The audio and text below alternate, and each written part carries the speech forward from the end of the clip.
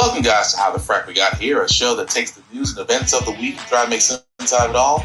I'm your host, the most Will Buchanan, and on this show, we simply are all about the facts. There are plenty of news stations out there that simply want to do anything short but inform you. Here at How the Frack We Got Here, that's all we believe in. We go up to the left, we go up to the right, we go up to the middle of independence, we go after all sides because there's more than one side of a story to everything. And you need to know it all in order to actually formulate your own opinion. And that's what we try to do here at How the Frack We Got Here. Thanks for listening, and hold on. It's going to be fun. All right, guys. Today's date, August 24th, 2022, and this is How the Frack We Got Here. I'm your host, the most Will Buchanan on How the Frack We Got Here. We do take the events of the week to try to make sense of it all. Before we do get started, guys, we do like to say that we are a news-first podcast, which means we do try to watch your language, but sometimes words do fly at the same time, guys. There may be things that might be shown that might be too intense for younger viewers, so viewer discretion is advised. Aside from that, welcome. So, how do we begin this? Well, let's start with the elephant in the room, folks. We knew this was coming since yesterday, the 23rd, and of course on the 24th, Biden did put out his plan. And just before this podcast got started, Biden decided to go ahead and do his press conference. You already see, well, again, this is about the student debt forgiveness plan. And let's just say I got some thoughts after this. Our approach is why America's economic recovery was faster and stronger than any other advanced nation in the world. Now it's time to address the burden of student debt in the same way. Working closely with the Secretary of Education, he's got the hard job, Secretary Cardona. Here's what my administration is going to do to provide more breathing room for people so they have less burdened by student debt. And quite frankly, to fix the system itself, which when we came in, we both acknowledged was broken in terms of, anyway. There are three key factors what we're going to do today. First, we've made incredible progress advancing America's economic recovery. We've wound down pandemic relief programs like the ones on unemployment insurance and small businesses. It's time we do the same thing for student loans. Student loan payments pause is going to end. It's going to end December 30. I'm extending to December 31st, 2022, and it's going to end at that time. It's time for the payments to resume. Second, my campaign for president, I made a commitment. That would provide student debt relief. And I'm honoring that commitment today. Using the authority Congress granted the Department of Education, we will forgive $10,000 in outstanding federal student loans. In addition, students who come from low-income families, which allowed them to qualify to receive a Pell Grant, will have their debt reduced $20,000.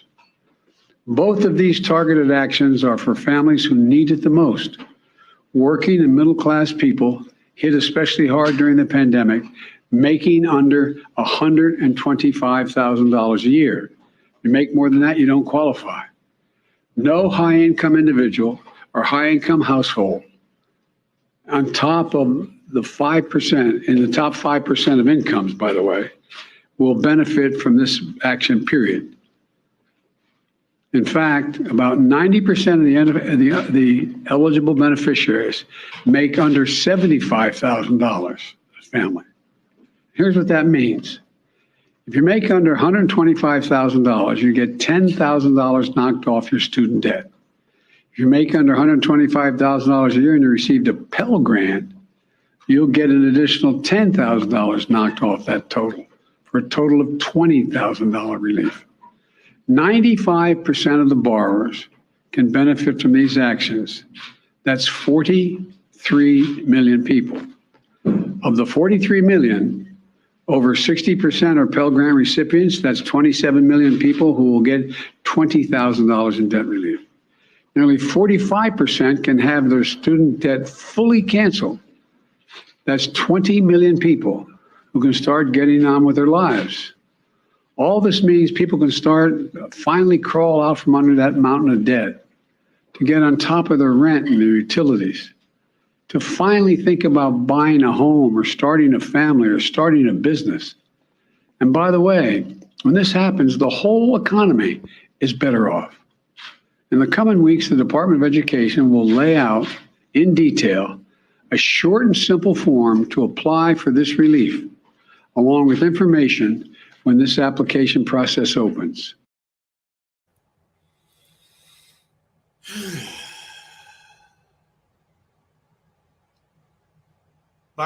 President Biden, you know you fucked up, right? You know you fucked up.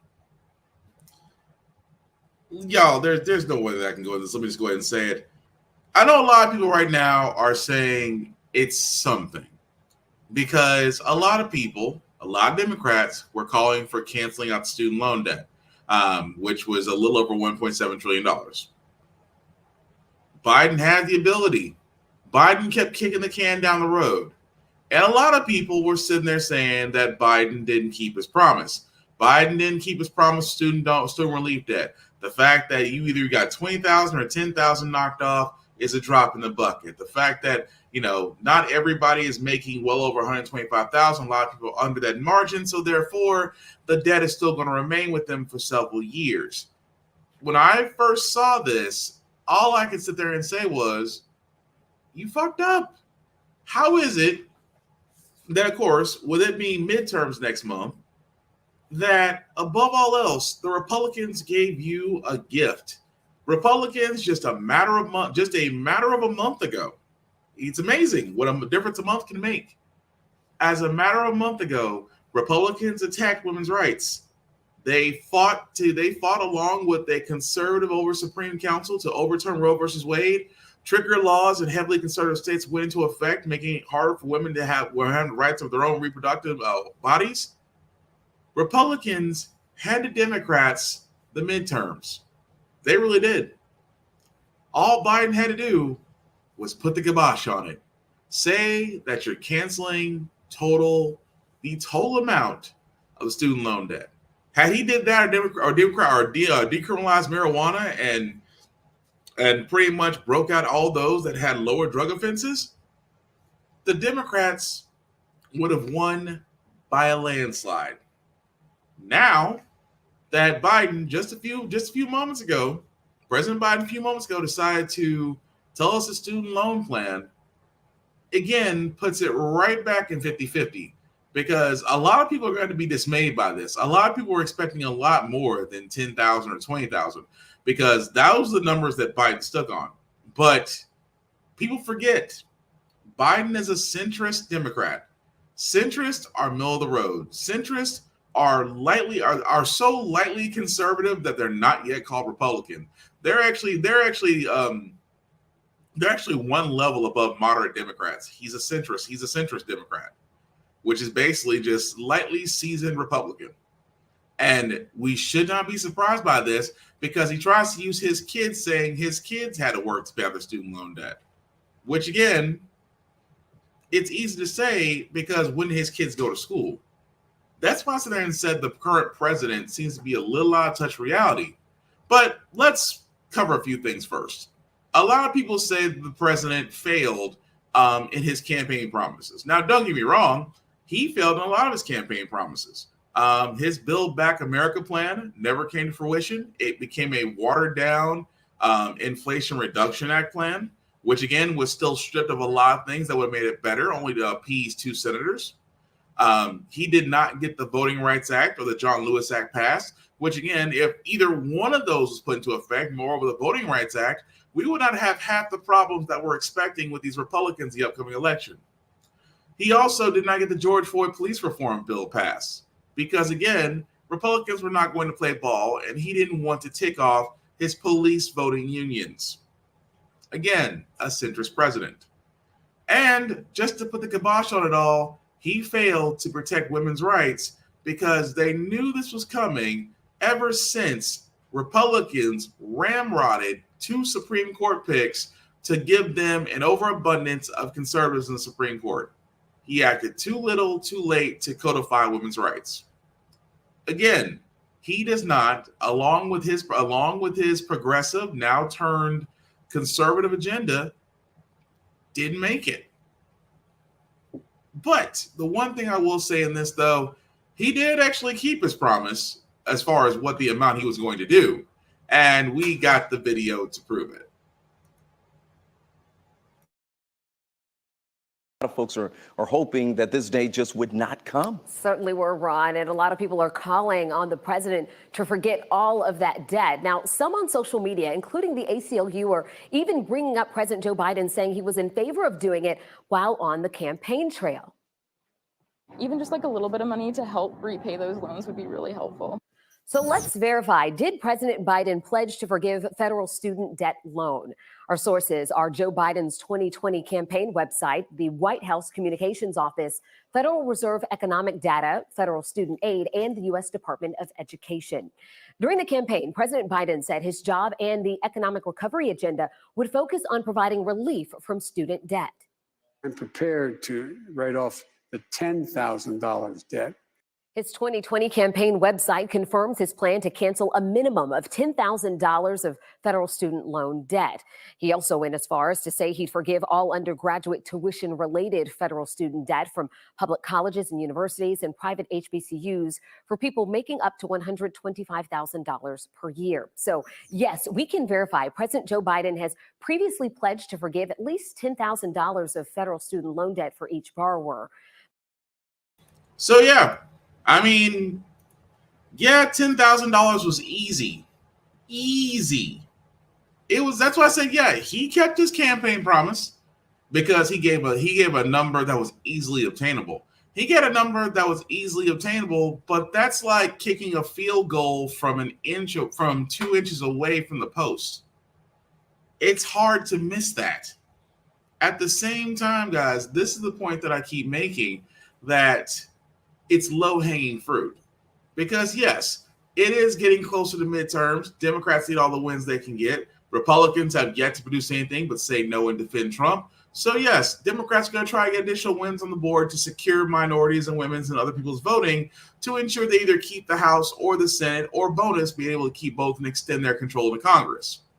That being said, however, I can't help but look at the president and say, you gave Ukraine all the love in the world. You sent them a $1 billion foreign aid package that included assistance, monetary and military, over $1 billion worth.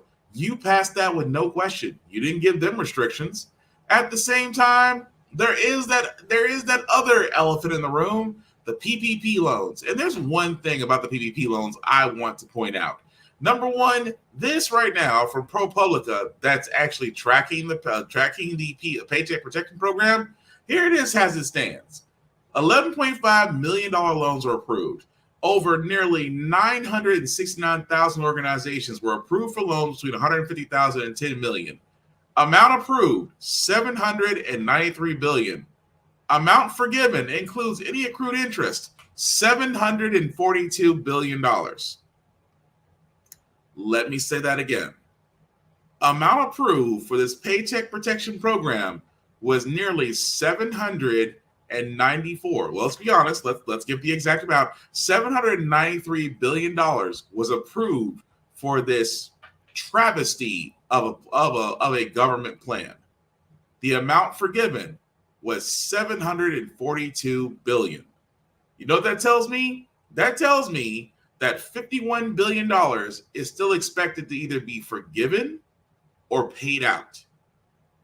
But if you look at the Paycheck Protection Program, which is still active under Biden's watch, more than the majority of what was approved has been forgiven for organizations that have asked for loans between $150,000 and $10 million. $150,000 and $10 million possibly forgiven within that $742 billion of an amount that was approved for $793 billion, which the difference is $51 billion. Explain. I say it all the time. Explain.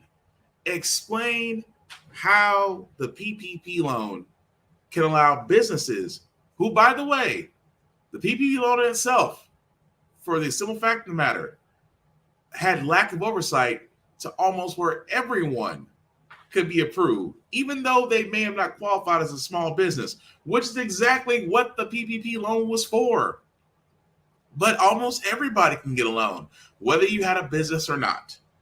And as you can see from ProPublica website, more than the majority has already been forgiven. $742 billion out of $793 billion has been forgiven, which means those same businesses that took out those loans will never have to pay a dime back. But you are asking nearly 40 million Americans to pay back their student loans who do not have the means or other opportunities that these businesses do, which could have got the money from somewhere else, but decided to take it because they knew how broken the program was and knew that they and did not know. Now, I will say this, a lot of businesses didn't know their loans were going to be forgiven, but hey, they got forgiven.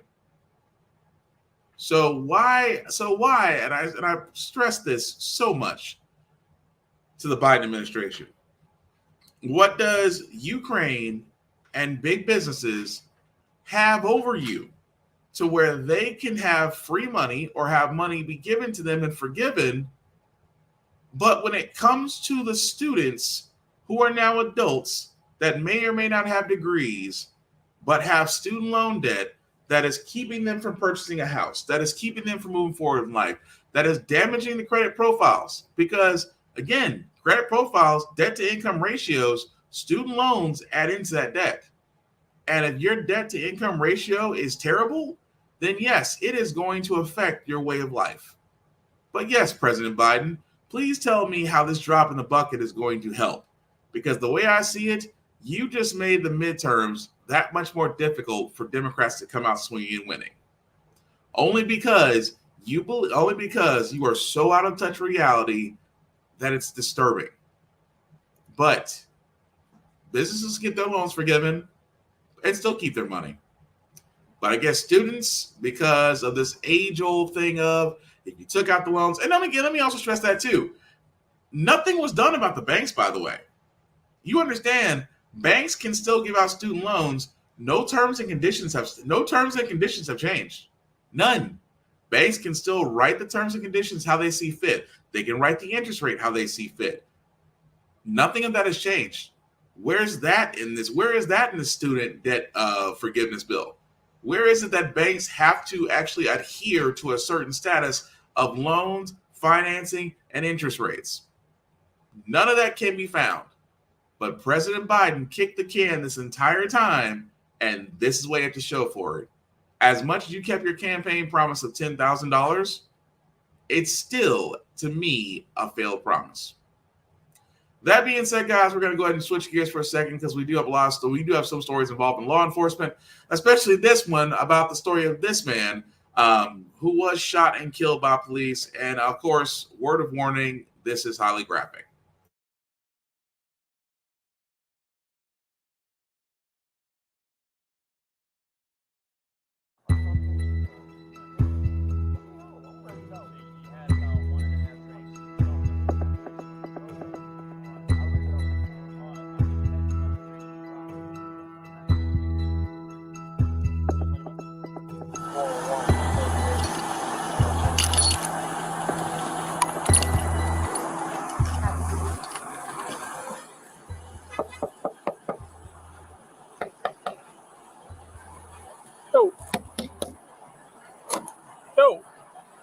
What's up, my man? Hey, come in. Now. All right. Don't go back to sleep. Just put over there. I got you. Okay. All right. Thank you. I said, how much have you been drinking? Just a couple. That's one. I had 1.5. That was it. So, is it a couple, or is it one, or is it 1.5?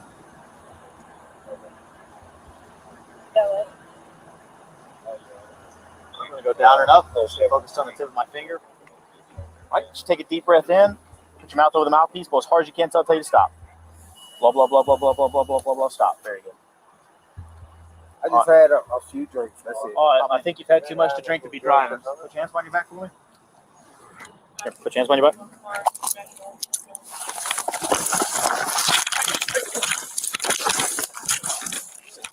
Hey, stop fighting. Stop fighting. Stop fighting. Stop fighting. You're gonna get tased. You're gonna get tased. Stop. Mr. Wrong. Stop. Come on, man. Stop. You're gonna get tased. Mr. Wrong. Hands off the taser.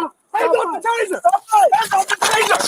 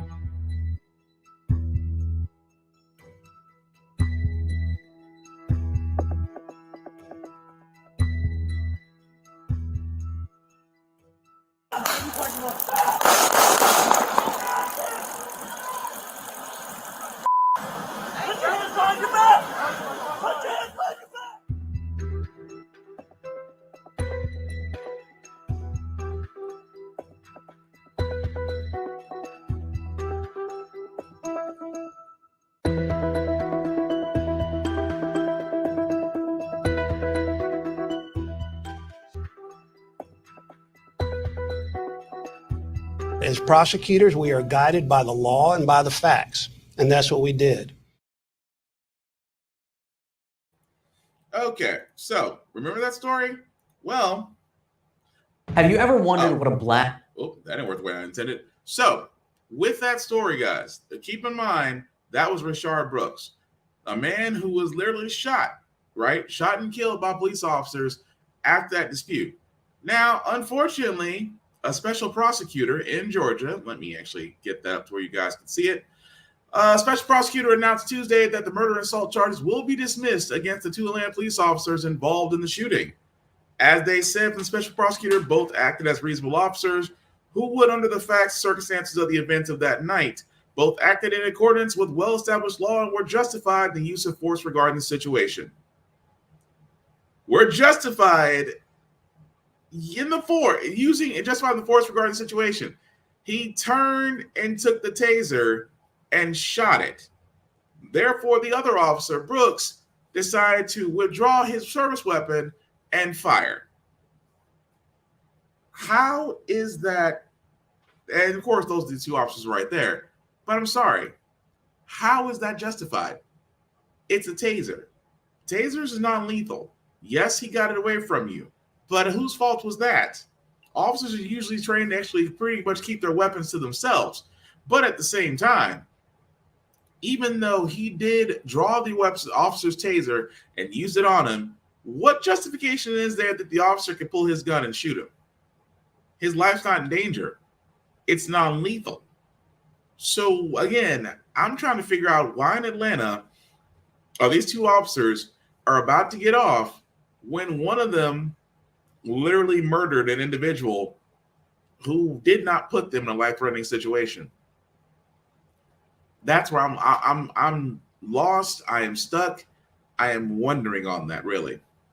But with all that story as it develops, another story that we did find out, guys, imagine if you're a pregnant woman and you get pulled over. You're on a dirt road in the middle of nowhere. So you decide that you're going to pull to a gas station just because you want to be somewhere where it can be dimly, where it can be lit, where it can be seen, things of that nature, and the officer pulls a gun on you. It happened to this woman. Fallout from a pregnant Florida mother handcuffed at gunpoint by a sheriff's deputy during a traffic stop as her 3 children watched. The deputy has resigned. TJ Holmes joins us with more about what happened and how the sheriff is responding this morning, TJ. And Trey, look, we have talked right here plenty of times, shown almost seemed like countless videos of police interactions with citizens that escalate to the point even with deadly consequences. So in the video you're about to see of this interaction, it's the citizen, the pregnant mother, who takes on the role of having to de-escalate a situation, and she's doing this while a screaming officer has his gun pointed at her. You make any movement, that'll be your last mistake you're going to make. A Florida sheriff's deputy has resigned after body cam video released over the weekend shows him draw his gun on a pregnant mom during a traffic stop. You don't know how a traffic stop works? Bradford County Sheriff's Deputy Jacob Dessous handcuffed Ebony Washington, her 3 young kids watching from inside the car. Washington tells them to keep recording.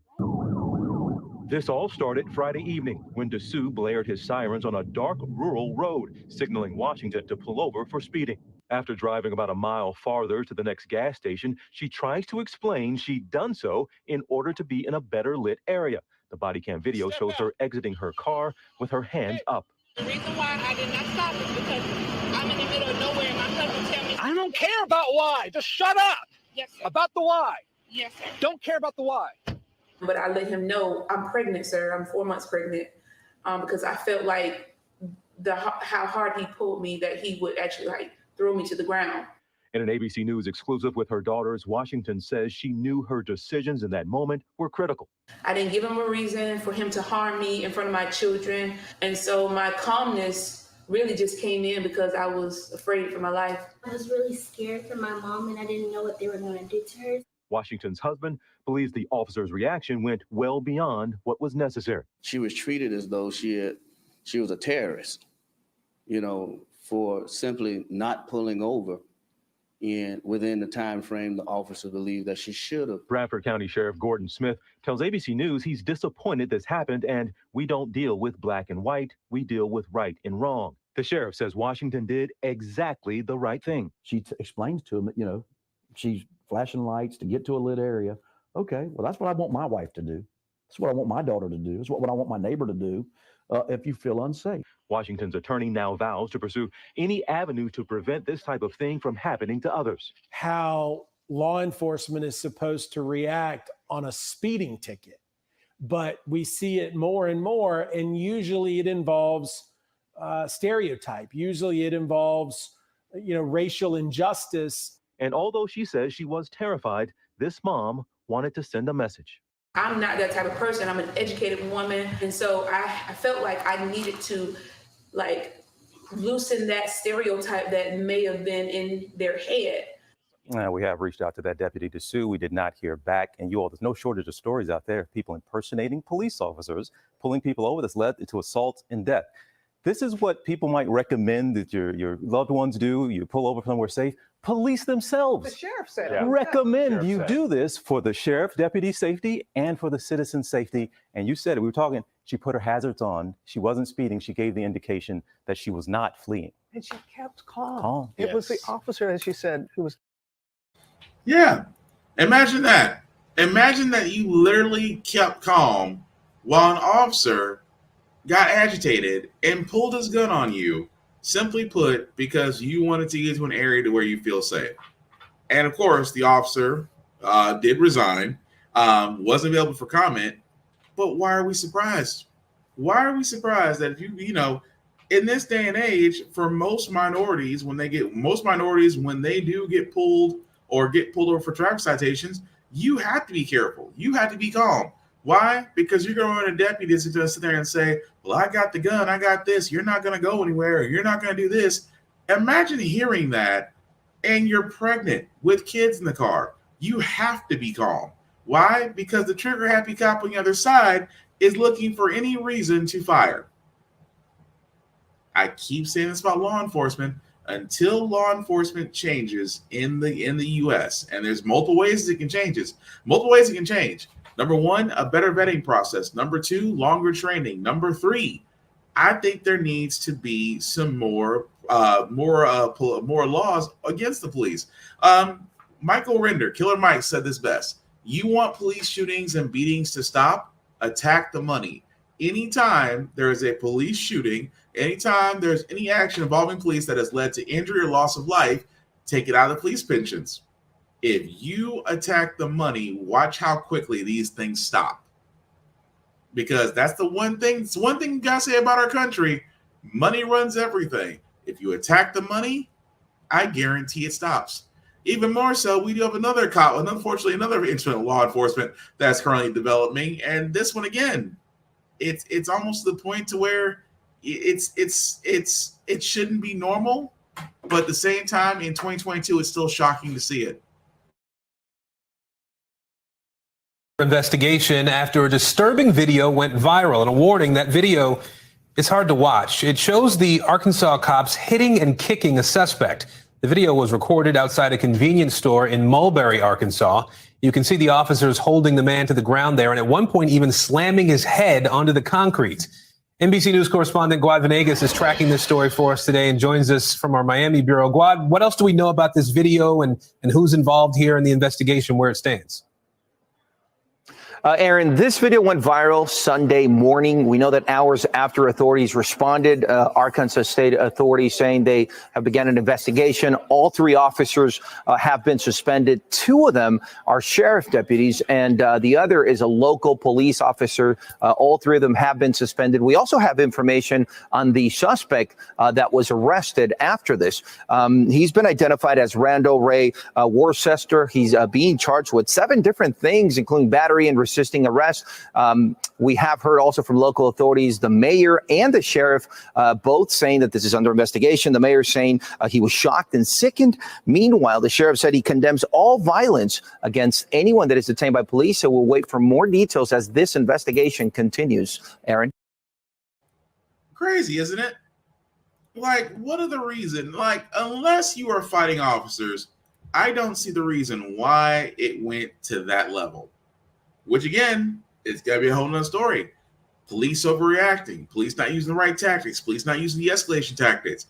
We're going to be asking questions of how it got that far and what's going to happen to the officers. Because, again, with the track record that law enforcement has had lately, it's pretty much been a slap on the wrist. We'll see. But another report has came out. Again, we're going back to Mar-a-Lago because Trump still believes that, well, he believes that the FBI and everybody else is out to get him. But what has been discovered, what the FBI has looked into so far, is kind of disturbing as far as what he got away with. We should all be looking at Trump. Well, he actually should be in a jail cell, but I'll let them explain it. The New York Times is reporting that former President Trump had more than 300 classified documents on the premises after he left office. And now Trump is responding to the search in court. Senior national correspondent Terry Moran has the latest. The New York Times is reporting that more than 300 classified documents have been retrieved from Donald Trump's Mar-a-Lago residence, including documents from the CIA, National Security Agency, and FBI on a variety of topics of national security interests. Concern over those 300 documents triggered the criminal investigation, still in its early stages, probing whether Trump and his aides may have mishandled material, refused to turn it over, or even lied about it. Since last year, the National Archives has been seeking documents Trump took when he departed the White House. Under U.S. law, they remain government property. The Times is reporting that Trump himself went through those boxes in late 2021 and resisted calls to turn over what was at Mar-a-Lago, telling advisors they're mine, but they're not his. In federal court on Monday, Trump filed to halt the Justice Department's review of the material seized in the search, requesting a special master. That's an outside individual appointed by the court to do so instead. Trump also demanded that the documents be returned, claiming executive privilege. But as a former president, Trump's claim of privilege is thin. The documents belong to the National Archives. So previous presidents have also taken home material that subsequently had to be returned to the government after negotiations ensued. In this case, those negotiations had been going on for months, and the FBI was so concerned about the classified material that Trump has that they decided they had to move.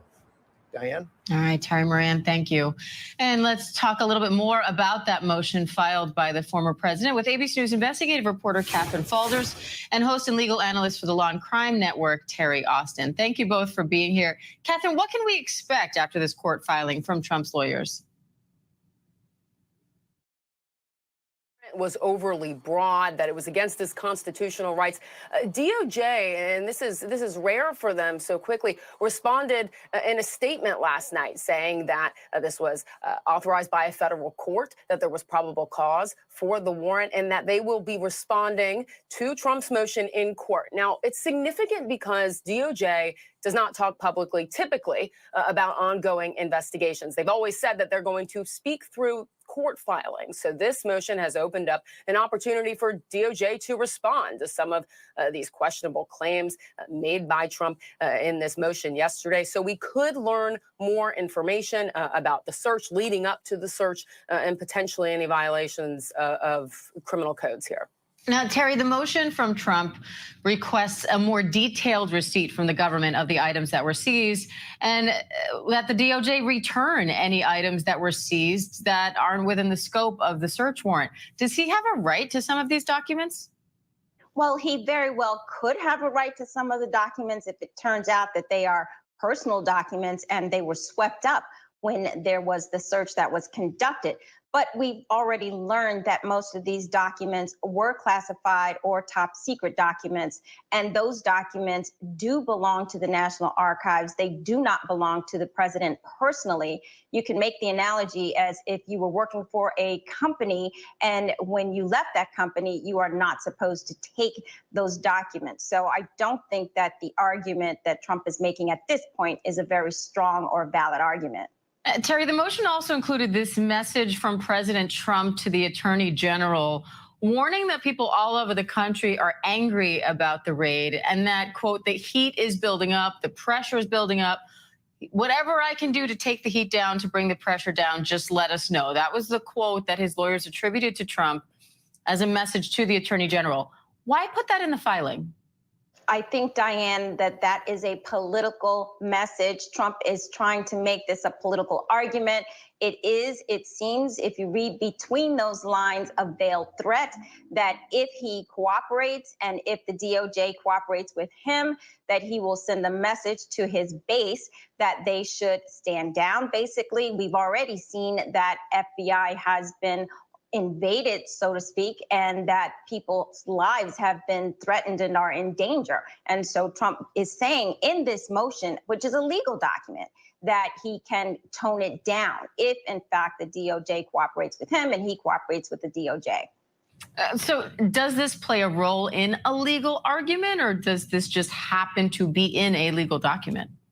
Well, I think that the judge should not take that seriously. And in fact, the judge should only look at the legal arguments. And the legal arguments would basically be whether or not these documents should be turned over and whether or not there was a right to take the documents in the first place. And the warrant actually cited various statutes under Title 18, which is the criminal code, saying that, in fact, you are not allowed to be taking these documents or having them in your possession. And he could face technically years in prison, up to 20 years under one of the statutes. And so supposedly the judge is going to just look at the legal arguments. And I think the political arguments should definitely be put to the side.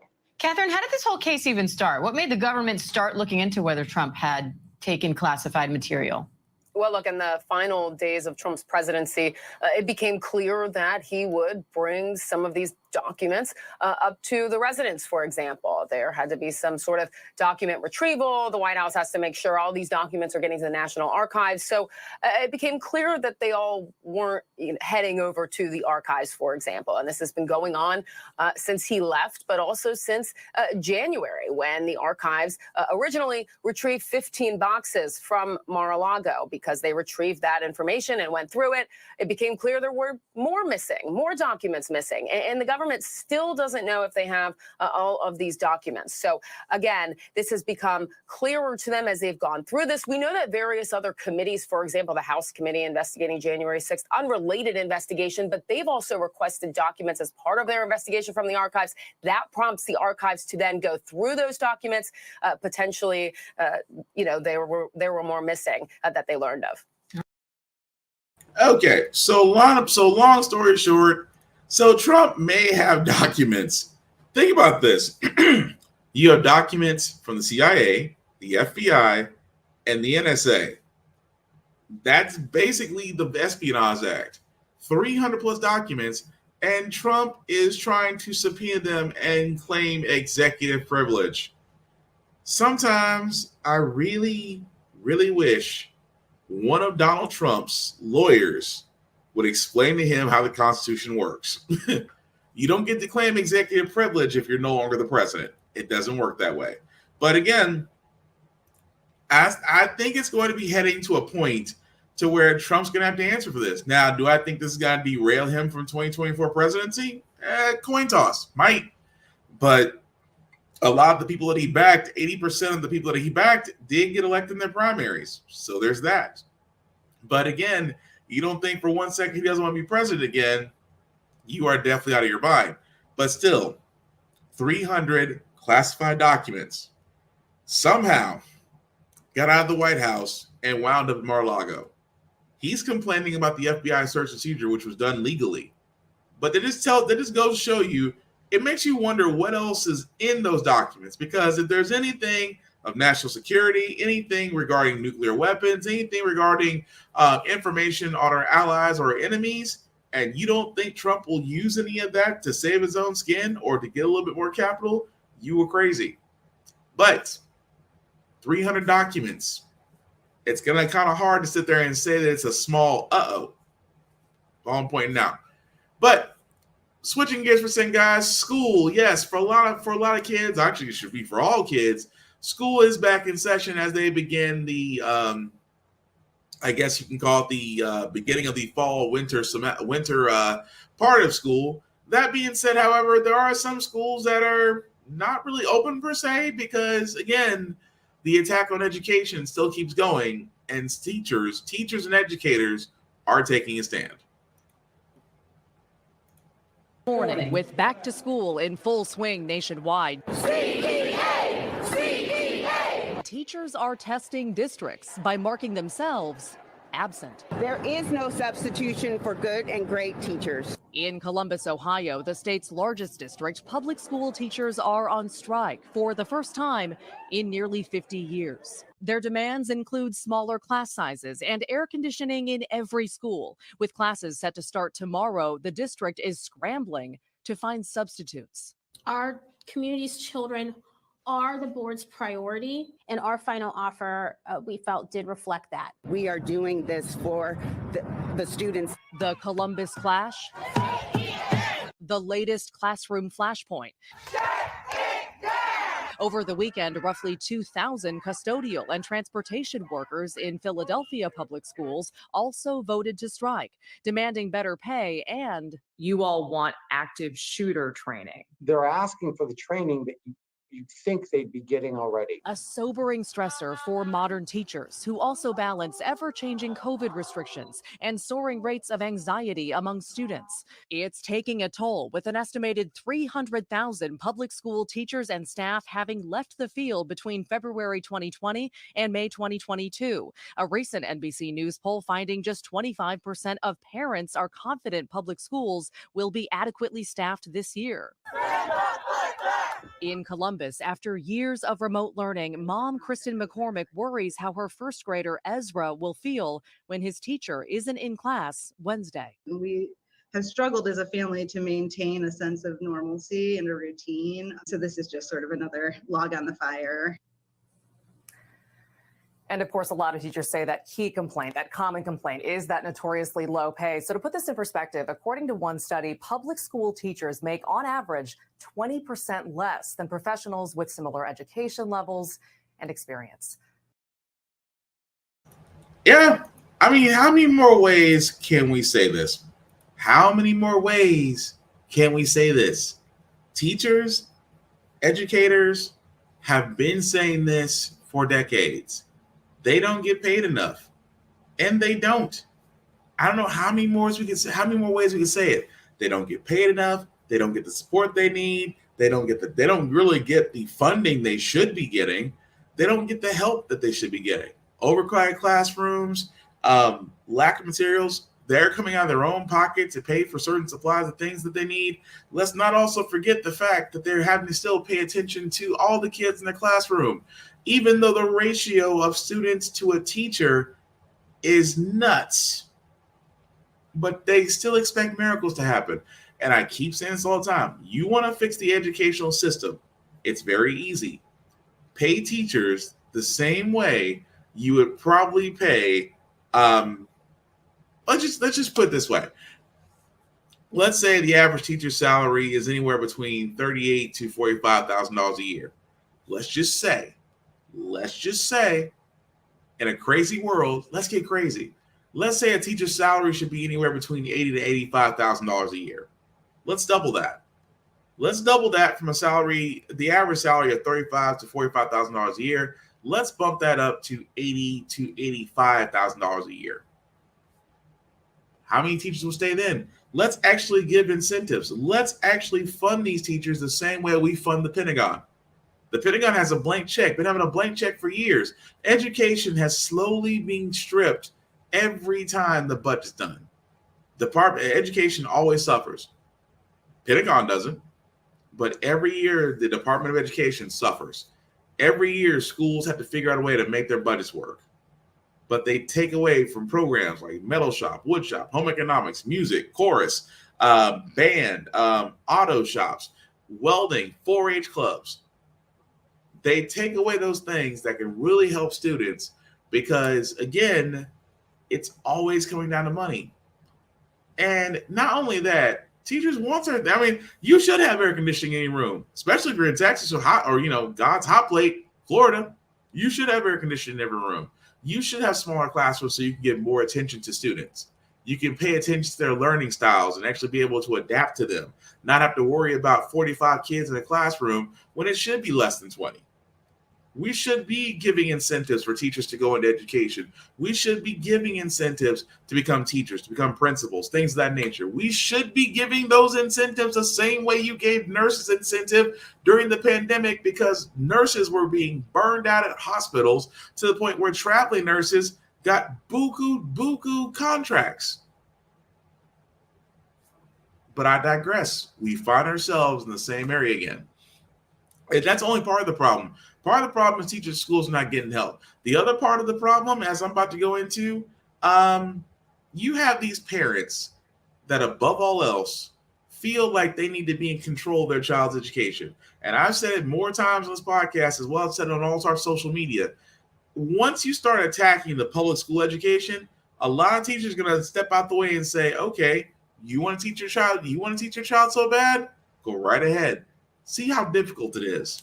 The reason why I say that, guys, is because this story that I got right here, conservative activists have decided to go after a library and ban 400 books.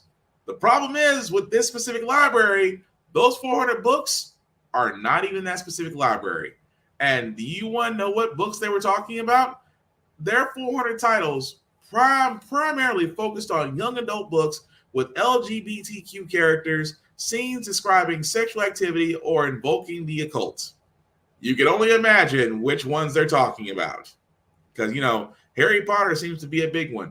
It's witchcraft or people of color, because nobody wants to feel bad about reading To Kill a Mockingbird knowing it's about racism. Yes, that's the entire point of the book. At the same time, this is actually a public library that's in Bonners Ferry, Idaho, which has complaints about this. And it's amazing that the activists in this town want those books banned because they don't even have them yet. But they're saying that this is going to promote pedophilia or train or brainwash kids to follow certain things, indoctrinate them. I'm sorry. It amazes me so that if all the religious quote unquote Christian Catholic schools that we have in the US, and you're worried about a library indoctrinating kids, you're worried about a library. You got to be freaking kidding me.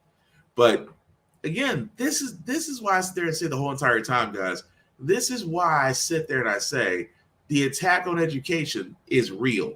The fact that they are wanting to dumb down America instead of actually improving it is real. And the reason why these teachers are starting to leave their posts is real. They're not trying to help out. And the kibosh on all is, if you take away education, if you take away literature, what's next they're going to go for? Food. Because you would think in this day and age, 2022, with all our technology and resources, that we as parents should still not be worried about our child getting fed school lunches. But in this case, it's a reality. Back to the classroom, there's new concern from parents about the public schools in their communities. Brand new NBC News polling finds just 37% of parents say they feel pretty confident in their school's ability to help students catch up with learning loss due to COVID. Even fewer say they feel very confident about schools having enough teachers and staff available to meet the needs of students. And just 30% say they are pretty confident in active shooter preparations. For the first time in 2 years, breakfast and lunch won't be covered for everyone now that a federal pandemic-era program has ended, leaving schools and families scrambling to cover the costs. Emily Ikeda explains. In front of you? Yes. Single mom Jamie Bunges has relied on free or reduced price lunches for her 4th grade son since he was in kindergarten. What does that extra money mean to you? Savings. I can put it towards groceries. I can put it in my gas tank. She says paying for his lunch would cost her more than $1,000 a year. I added it up and it was like $118 a month. And you do that times 9, it's over $1,000 a year. So to me, it was like, oh my gosh, because I also have to, buy groceries. It's a lot of money for families already tight on cash, especially those impacted by the end of the federal free school lunch for all program, a pandemic era initiative that's now expired. When you heard that program was ending, what was your reaction? I was stressed, very stressed. More than 26 million free meals were served every day because of the program. Now families must apply for meal coverage, and only those meeting certain income requirements will receive the free lunches. Nationwide, around 1 in 6 students don't always know where their next meal is coming from. Here in the Greeley-Evans School District, food insecurity is even more severe. 65% of students qualify for free or reduced price lunches. But in this Denver suburb, they're doing something different. The school board has decided to allocate $2 million so every one of the 23,000 students in the district can still eat for free. Danielle Bach is the head of nutrition. A lot of our families are just over the threshold of what qualifies them for the free and reduced meal program. So we know that those families don't necessarily have the money to pay for those meals. While some believe universal free lunch should be made permanent, critics say it was only intended to be a pandemic-era program. By returning these programs back to normal, we can uphold our responsibility to taxpayers and the principle that aid should be targeted and temporary. But Bach argues this year is far from normal, as staffing shortages, supply chain slowdowns, and inflation further complicate lunchtime nationwide. Our goal is to teach kids how to learn and think, but they can't do that when they're hungry. Back to school, bringing back challenges in feeding America's children. Emily. And think about that for a second. It is amazing. Always a conservative that wants to end a free school lunch program. Do you see why I sit there and say I can't really substitute? I can't really always swing with conservatives. Conservatives are always talking about cutting things. They will sit there and be pro-life until a child is born. They will sit there and starve a kid in school. They will sit there and be for the troops, but cut them off when they get back. This just goes to show you that you can sit there and say, well, the responsibility to the taxpayer. I'm sorry, but for me, if my taxes go to feeding kids in school, I'll gladly pay it. If my taxes will go to getting someone off student loan debt, again, I will gladly pay it. If my taxes can go to help people less fortunate than me to get a leg up in life and actually have a better shot at life, I'll gladly pay it. Why? I'm not a dick. That's why. But it amazes me so that we still in a society where school lunches shouldn't even be a question anymore. Again, this goes back to what I'm saying. When you take away, it's like how many more times when it comes to the Department of Education, which school lunches fall under? They've been cut. The Pentagon has yet to be cut. And again, I am looking at the Biden administration. I am looking at Kamala Harris, who, by the way, has been the most quietest vice president since Mike Pence. It makes no sense that it is 2022 and kids are still have to be worried about where their next meal is coming from. We should be better than this.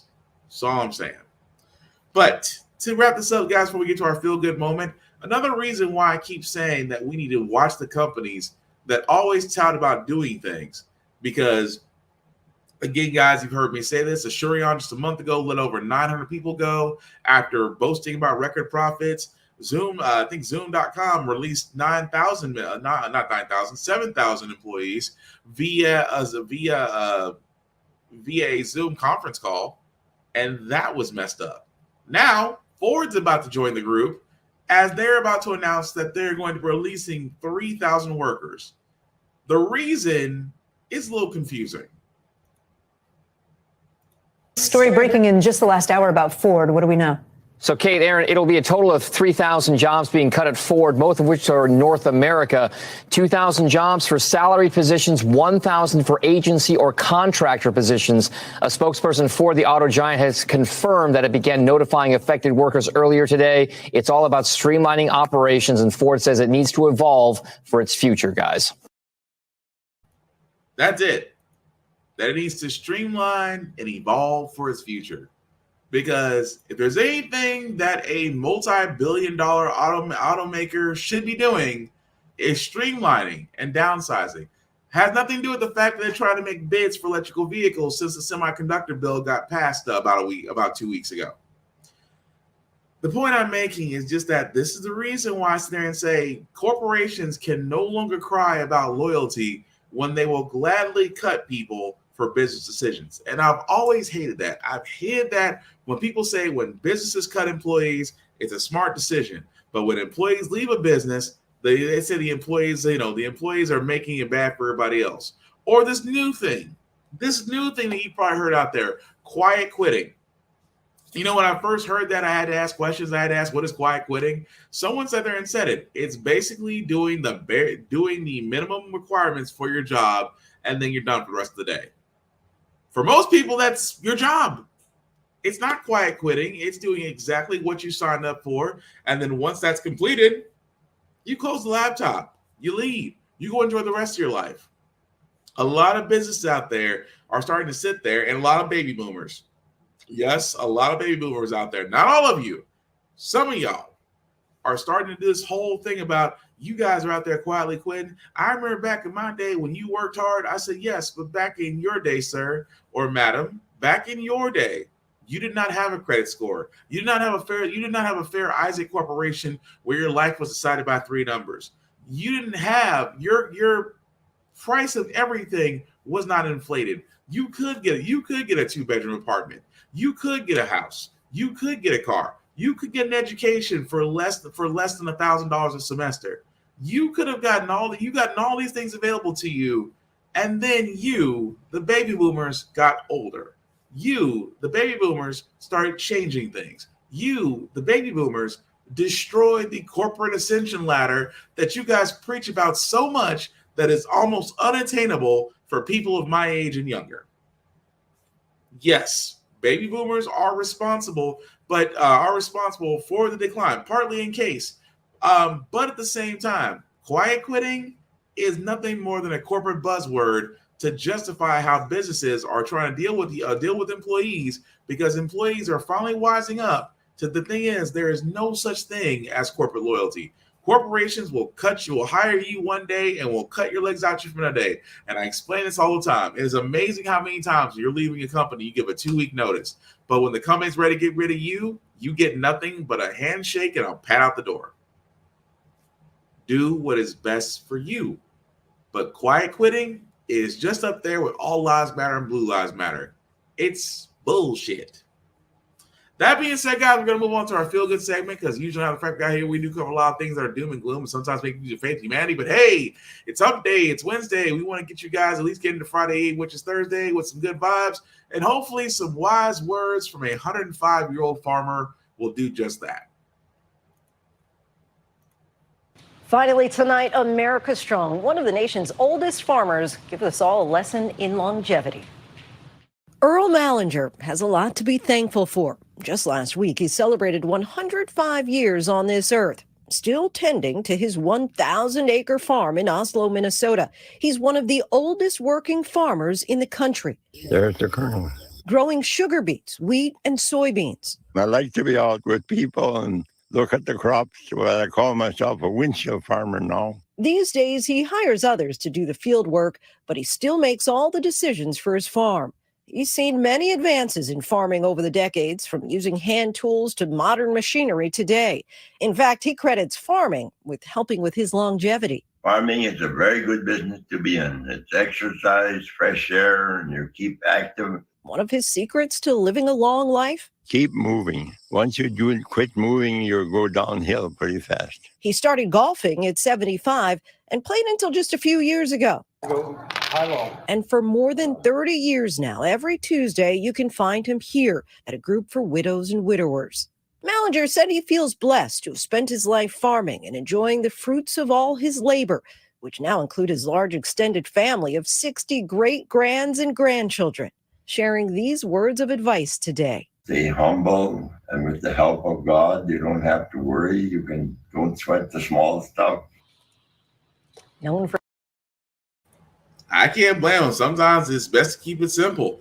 I do like the fact that even 105, he gives the most great. He does give the best advice. Keep moving, keep active. When you sit down, that's when everything starts breaking down. I get that. And also, don't sweat the small stuff. I dig that. Really, I do. But with that being said, guys, that's going to do it for this podcast. So I do thank you all for liking, for watching, for commenting when this goes live. I certainly appreciate that. Some shameless plugging before I do get out of here, guys. I do want to shout out to my buddy Vaughn, Big VZA Don on Facebook. Big VZA Don on all socials. But hey, about Westwood on Facebook. Definitely check him out, as he is definitely out and about, especially on TikTok, with his "What is Big VZ Thinking" questions. It's interesting. I'll say that much. But definitely check him out. Of course, I can be found on all socials at BlockBox447. Just like me and follow me on almost everything. I do post everything that I watch and review, and also some gym stuff, because I do a couple push-ups. Same time, guys, I'm all about motivation, pushing people forward, and actually trying to be more positive, just because we do need to be kinder, to be nicer to each other. I'm not asking to be flat out, overall good Samaritans, but I'm asking to be decent, to be kind, because we don't know what another person is going through in life.